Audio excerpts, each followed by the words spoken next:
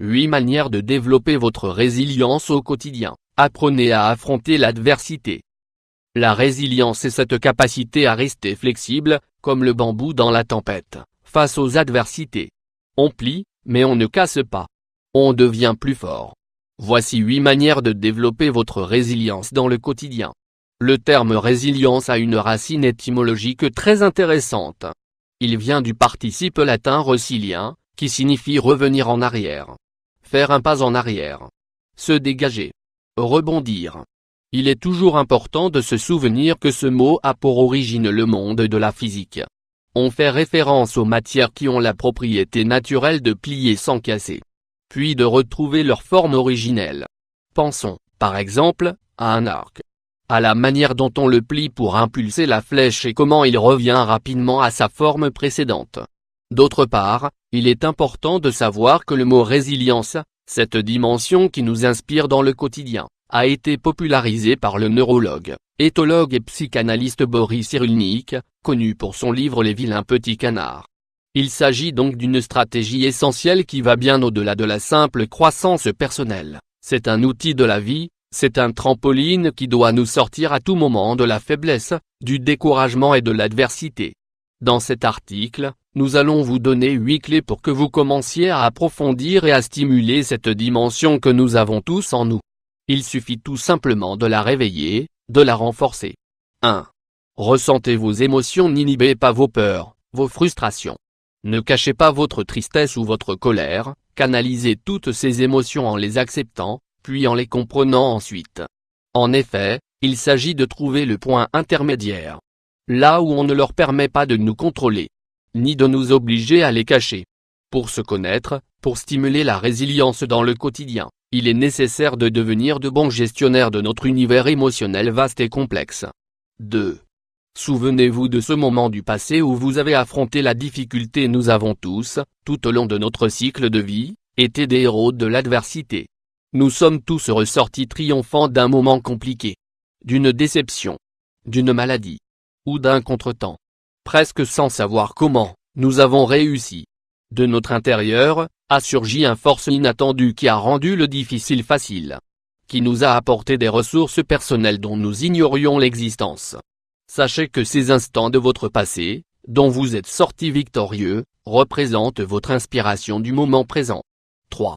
Sortez marcher chaque jour. Marcher pour renforcer la résilience. Cela peut vous sembler d'une simplicité déconcertante. Peut-être que vous ne comprenez pas le lien entre la marche et la résilience. L'exercice doux mais constant génère de bons changements dans notre cerveau, il libère des endorphines, il nous apporte le calme, il nous aide à relativiser la réalité, à oxygéner le cerveau, à réduire le niveau de cortisol dans le sang.